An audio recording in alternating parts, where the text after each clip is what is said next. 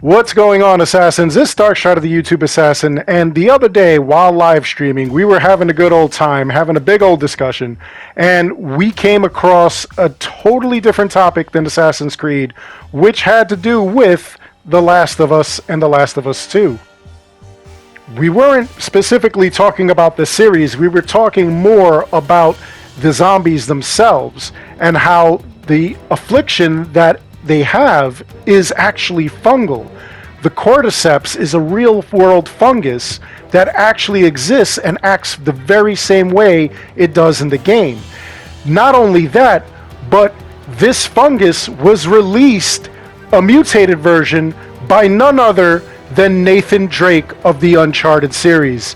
That's right, I'm putting him on this, and I'm going to show you the connections between the two. And before we get into it, just a couple of things. First, there will be spoilers for the Last of Us series and the Uncharted series, so if you have an interest in playing them, now's your chance to stop the video, play, and come back. Second, this is going to be pretty scary stuff, including real-world themes, because as I stated, Cordyceps are a real fungus.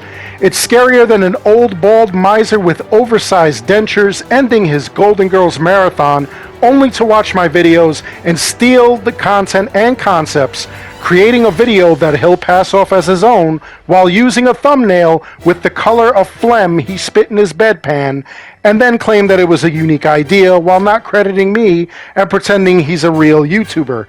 That's right, my friends, we're talking about mindless parasites. As I said before, Cordyceps is a real-world genus of fungi. It hasn't mutated where it can affect humans, yet, but there are records of it affecting small animals and especially bugs.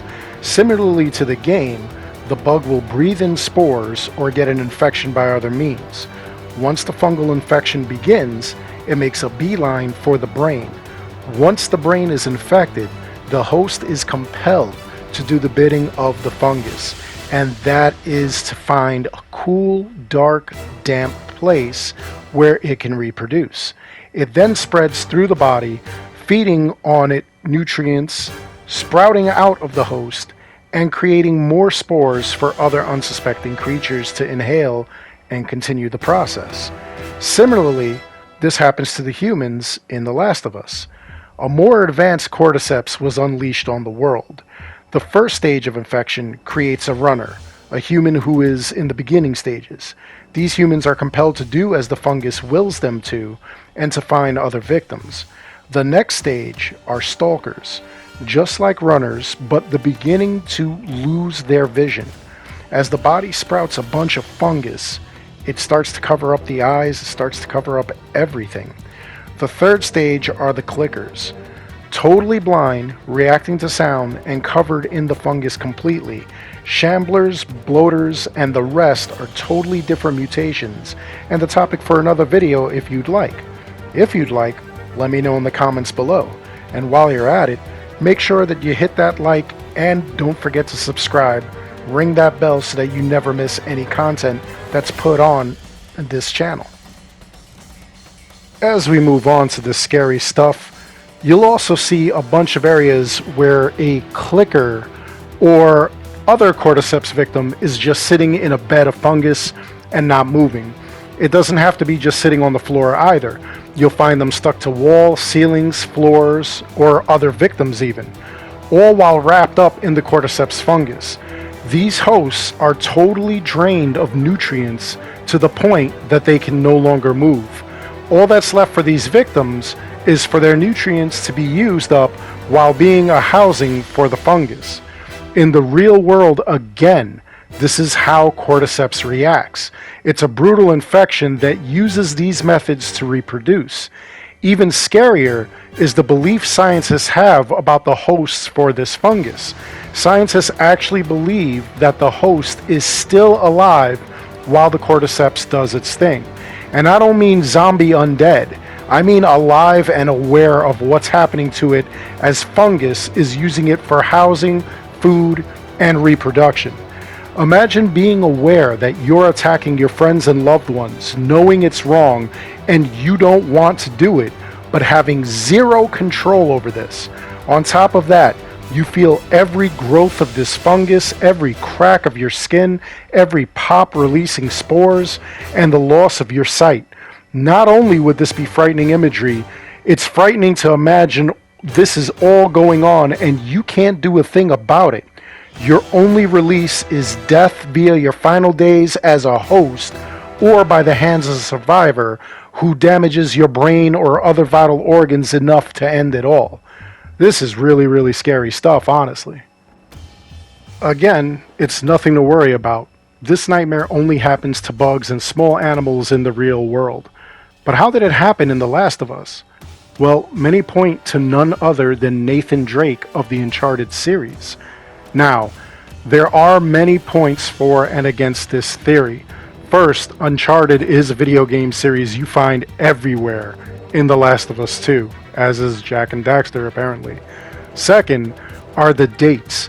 Outbreak Day in The Last of Us took place November 26, 2013.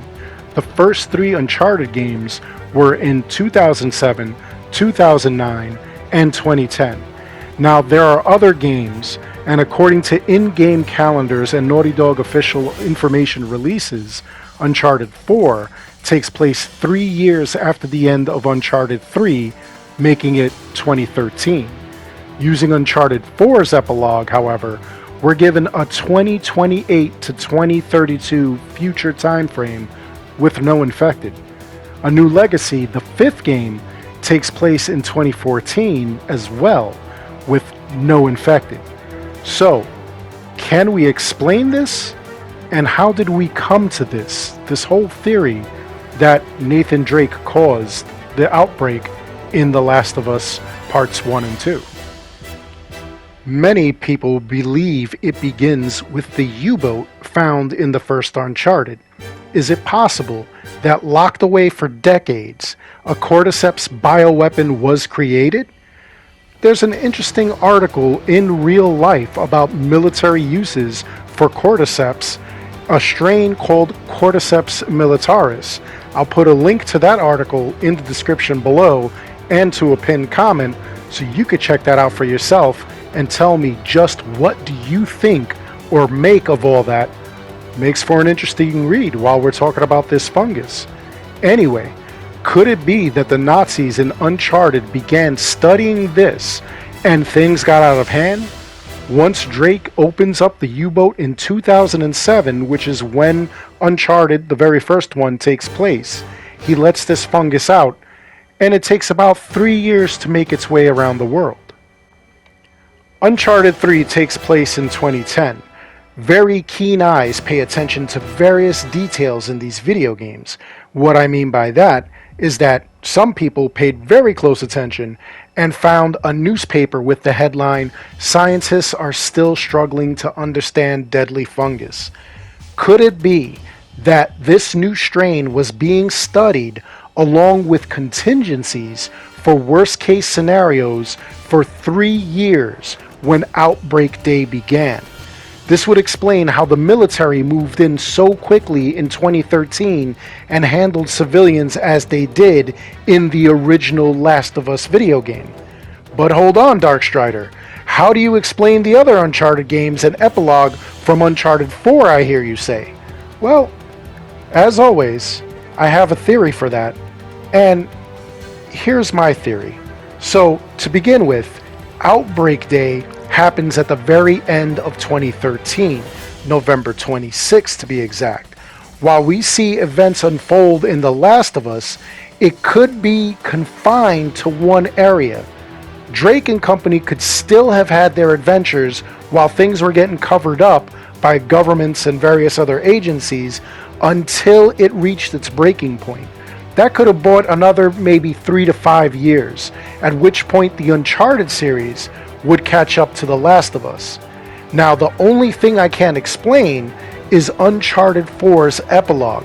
It takes place in 2032, while the first Last of Us game takes place in 2033. When you take control of Joel and you're on the mission to bring Ellie to the Fireflies, that's the year 2033, 20 years after the events of Outbreak Day. So, could it be the epilogue was just a dream? an alternate timeline? Or will they retcon it as not happening? I'd love to hear your thoughts and your theories on this.